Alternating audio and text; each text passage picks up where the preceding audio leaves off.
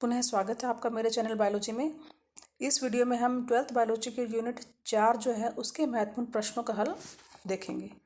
मेरे पिछले 3 वीडियो में हमने जो इकाई 1, 2 और 3 जो है उसके महत्वपूर्ण प्रश्नों के हल समझे हैं। अगर आपने वो वीडियो नहीं देखे हैं तो आप उनके लिंक जो हैं वो डिस्क्रिप्शन बॉक्स में देखकर उसे खोलकर देख सकते हैं। अब देखते हैं इकाई 4 के महत्वपूर्ण प्रश्नों के हल क्या हैं।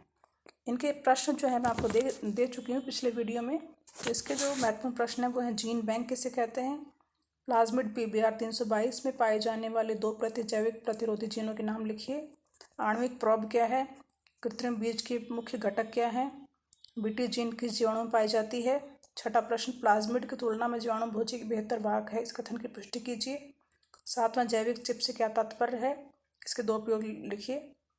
आठवां, जीन स्थानांतरण के माइक्रो इंजेक्शन विधि को सचित्र समझाइए। नौवां, DNA फिंगरप्रिंटिंग क्या है, 2 उपयोग लिखिए। और 10वां, पराजनीय पादप क्या है, 3 उपयोग लिखिए। अब ये जो पूरी जो इकाई है ये 5 अंक की है, मतलब बोर्ड में इस इकाई जैव प्रौद्योगिकी से 5 नंबर के प्रश्न पूछे जाएंगे, जिसमें एक अति लघु प्रश्न 1 नंबर का और 2 लघु प्रश्न 2-2 अंक के। तो इसी हिसाब से आपको इस इकाई की तैयारी करनी है। अब देखते हैं इनके हल। पहला प्रश्न, जीन बैंक किसे कहते हैं? तो ये विशेष जैव आधार केंद्र हैं जहाँ आनुवांशिक पदार्थ या DNA को संरक्षित रखा जाता है। मतलब किसी भी सजीव के DNA को इसमें संरक्षित जो है वो हम रख सकते हैं। दूसरा, प्लाज्मिड PBR 322 में पाए जाने वाली 2 प्रतिजैविक प्रतिरोधी जीनों के नाम बताइए। तो इसका उत्तर है AMPR एम्प्लिसिन प्रतिरोधी जीन और दूसरा है TETR यह टेट्रासाइक्लिन प्रतिरोधी जीन। हमारी पाठ्यपुस्तक में 3 प्रकार के वाहक हैं, प्लाज्मिड, जीवाणुभोजी और गॉस्मिड। तो उनके बारे में भी आप पढ़ लेना, उन पर भी प्रश्न आ सकता है। तीसरा प्रश्न, आणविक प्रोब क्या है? तो DNA या RNA के खंड जिनकी सहायता से किसी भी जीव में उपस्थित उसके पूरक DNA या RNA की पहचान की जा सकती है, उसे आणविक प्रोब कहते हैं। चौथा प्रश्न, कृत्रिम बीज। कृत्रिम बीज के मुख्य घटक क्या हैं? तो कृत्रिम बीज इसे आर्टिफिशियल बीज भी कहते हैं। इसके प्रमुख घटक हैं सोडियम या कैल्शियम एल्जिनेट, पोषक पदार्थ, वृद्धि नियामक, पीड़कनाशी एवं प्रतिजैविक पदार्थ। पांचवा प्रश्न, बीटी जीन किस जीवाणु में पाई जाती है? तो बीटी जीन बैसिलस थ्रुनजेनेसिस नामक जीवाणु में पाई जाती है। संक्षेप में इसे बीटी कहते हैं और ये जीन एक कीटनाशी पदार्थ का श्रवण करती है जो कीटों को नष्ट कर सकती है। छठा प्रश्न, प्लाज्मिड की तुलना में जीवाणुभोजी एक बेहतर वाहक है, इस कथन की पुष्टि कीजिए। तो जीवाणुभोजी क्या है? वे वायरस जो जीवाणु को संक्रमित करते हैं उन्हें हम जीवाणुभोजी कहते हैं। उदाहरण के लिए लैम्डा व M13।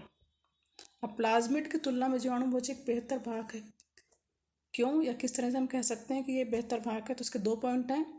पहला, इसमें बड़े DNA खंड 24 KB तक की क्लोनिंग की जा सकती है, जबकि प्लाज्मिड जो है उसमें हम छोटे DNA खंडों की ही क्लोनिंग कर सकते हैं।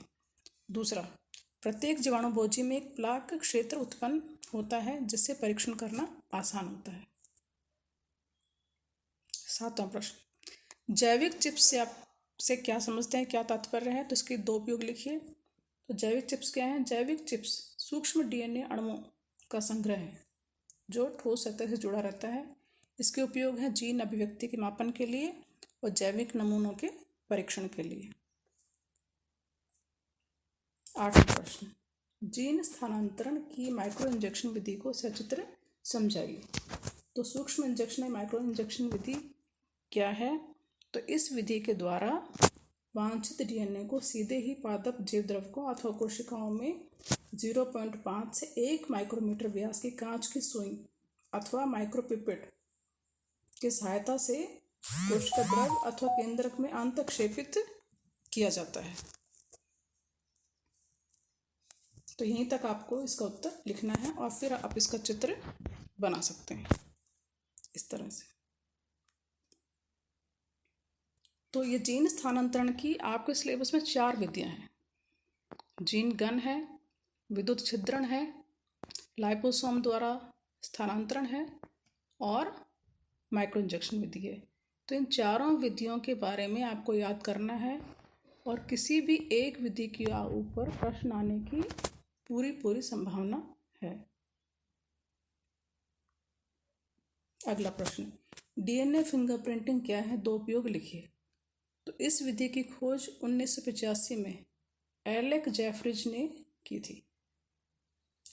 अब डीएनए में उपस्थित नाइट्रोजनिक क्षारों के विशिष्ट अनुक्रम के कारण एक व्यक्ति विशेष की पृथकता को पहचाना जा सकता है। मतलब एक प्रत्येक व्यक्ति में जो नाइट्रोजनिक क्षारक हैं उनका अनुक्रम अलग अलग होता है, परंतु एक व्यक्ति विशेष की चाहे कोई भी कोशिका लें या किसी भी भाग से कोशिका लें, उसकी डीएनए छाप या उसका अनुक्रम एक जैसा ही होगा, परंतु अलग अलग व्यक्तियों का वो अलग अलग होगा और प्रत्येक व्यक्ति का विशेष होता है। मतलब किसी भी दो व्यक्तियों का डीएनए की छाप जो है वो समान नहीं हो सकती। इस विधि में डीएनए को छोटे खंडों में रिस्ट्रिक्शन एंडोन्यूक्लियस की सहायता से तोड़कर जेल इलेक्ट्रोफोरेसिस की सहायता से बैंड के रूप में अलग कर लेते हैं। फिर सदन ब्लॉटिंग तकनीक द्वारा एक्सरे प्लेट पर या यूवी प्रकाश की सहायता से उद्भाषित कर लिया जाता है। तो इस विधि को हम डीएनए फिंगरप्रिंटिंग कहते हैं। इसका उपयोग क्या है? किसी बच्चे के माता पिता के बारे में पता लगाना, बलात्कार, हत्या जैसे अपराध के अभियुक्तों की पहचान करना। तो इस तरह से हम इसका उत्तर लिख सकते हैं। अगला प्रश्न, लास्ट प्रश्न, पराजयनी पादप क्या है, तीन उपयोग लिखिए। तो पराजयनी पादप को हम ट्रांसजेनिक पादप भी कहते हैं या जीएमओ जेनेटिकली मॉडिफाइड पादप या आनुवांशिक अभियांत्रित पादप भी कहते हैं। तो पराजयनी पादप वे पादप हैं या वे आनुवांशिक अभियांत्रित पादप हैं जिनमें पुनर्योगज डीएनए तकनीक द्वारा नई विशेषताओं का समावेश कर विकसित किया गया है या किया जाता है। अब इसके उपयोग, इसके तीन उपयोग हैं। इसके उपयोग जो है मैंने थोड़े विस्तार से दिए हैं, आप इनका थोड़ा शॉर्ट में इसका उत्तर लिख सकते हैं जब ये प्रश्न लघु में आता है। तो ये यहाँ पर मैंने विस्तार से इसलिए दिया है क्योंकि इसमें से भी कई छोटे जो अति लघु प्रश्न हैं वो बन सकते हैं, तो इससे आपको वो प्रश्न जो हैं वो भी ऑटोमेटिक याद हो जाएंगे। तो पहला है कीट प्रतिरोधकता। तो कीट प्रतिरोधकता क्या है? आप जानते हैं कि बैसिलस thuringiensis नामक जीवाणु में बीटी नाम से जीन पाई जाती है और ये जीवाणु जो है प्राकृतिक रूप से मृदा में पाए जाते हैं। 1911 में इनकी पहचान की गई थी। अब इस जीवाणु में से जीन निकालकर, बीटी जीन निकालकर जब किसी पादप में डाली जाती है तो वह बीटी पादप बन जाता है। इस जीन को ट्राइजीन भी कहते हैं। तो इसके ऊपर भी अति लघु प्रश्न आ सकता है। अब बीटी जीन को स्थानांतरित करके बीटी कपास या किलर कपास बनाया गया है। यह कपास गोलक शलभ या बॉल वर्म के प्रति प्रतिरोधी है, या जब गोलक शलभ कपास के पौधे पर आक्रमण करता है तो वो मर जाते हैं। दूसरा उपयोग, शाकनाशी प्रतिरोधकता। तो शाकनाशी क्या है? शाकनाशी वे हैं जो छोटे शाक जो पौधे हैं उनको नष्ट करते हैं। अब ये कैसे करते हैं?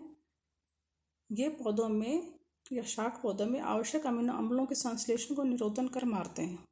उदाहरण के लिए ग्लाइफॉस्फेट शाकनाशी। यह एक एंजाइम 5-इनोल पायरुल शिकोमेट 5 फॉस्फोसिंथेटेज, जिसे संक्षेप में हम EPSPS भी कह सकते हैं, तो इस एंजाइम को दमन करके और उनको मारता है।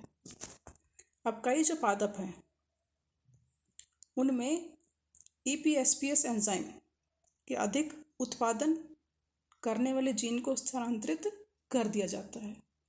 इसकी वजह से उन पर शाकनाशी का प्रभाव नहीं होगा और वो नहीं मरते। जैसे कि टमाटर के पौधे में EPSPS एंजाइम का अधिक उत्पादन करने वाले जीन जब डाल दी जाती है तो टमाटर का पौधा शाकनाशी प्रतिरोधी हो जाता है।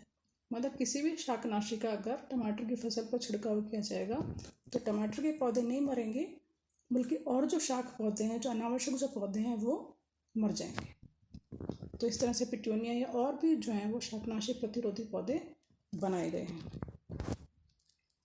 तीसरा उपयोग, नरबंधता उत्पन्न करना। तो हम जो है पादपों को नरबंध भी बना सकते हैं, या उनके जो पुकेसर हैं वो उनको हम निष्क्रिय कर सकते हैं, और पुकेसरों को निष्क्रिय करने से उन पुष्पों में पर परागण की क्रिया आसानी से की जा सकती है। अब ये कैसे बनाए जाते हैं ये नरबंधे पादप? तो बैसिलस अमाइलोलिक्विफिसेंस नामक जीवाणु में जीन पाई जाती है, बार्नेस जीन। अब इसको एग्रीबैक्टीरियम की सहायता से तोरिया के जीवों में या तोरिया के जो पादप हैं उनमें स्थानांतरित किया गया है, और इस तरह से हम नरबंधे पादप प्राप्त कर सकते हैं। तो कुछ पादपों में जो है ये स्थानांतरित की गई है बार्नेस जीन, और भी पादपों में या पौधों में स्थानांतरित करके हम नरबंधे पादप प्राप्त कर सकते हैं। तो ये हो गए हमारे 10 प्रश्न।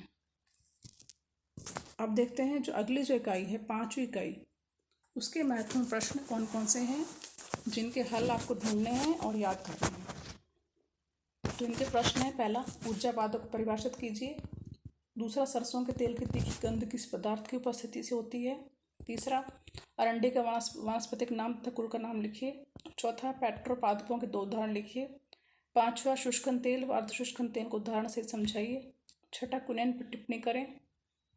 सातवां, बीजों से प्राप्त 2 मसालों के उदाहरण सहित समझाइए। आठवां, सर्पगंधा तथा हींग का संक्षिप्त वर्णन कीजिए। नौवां, बायोडीजल के महत्व प्रकाश डालें। और 10वां, गोबर गैस निर्माण के चरण समझाइए। तो इनके उत्तर आप ढूंढकर उनको याद करने का प्रयास कीजिए, और नेक्स्ट वीडियो में जो है आपको हम इसके जो उत्तर जो हैं वो देंगे, और तब तक आप इस इकाई की तैयारी कीजिए। बायोलॉजी में आपने जो 10 इकाई हैं उनके किसी भी टॉपिक के बारे में अगर आपको सही से या ढंग से समझ में नहीं आया है और आप चाहते हैं उस पर वीडियो बने, तो आप जो है कमेंट बॉक्स में लिखकर और बता सकते हैं कि आपको किस टॉपिक का वीडियो चाहिए। और 12th बायोलॉजी के जो लेटेस्ट वीडियो को जल्दी प्राप्त करने के लिए चैनल को सब्सक्राइब ज़रूर कर लें। Thanks for watching.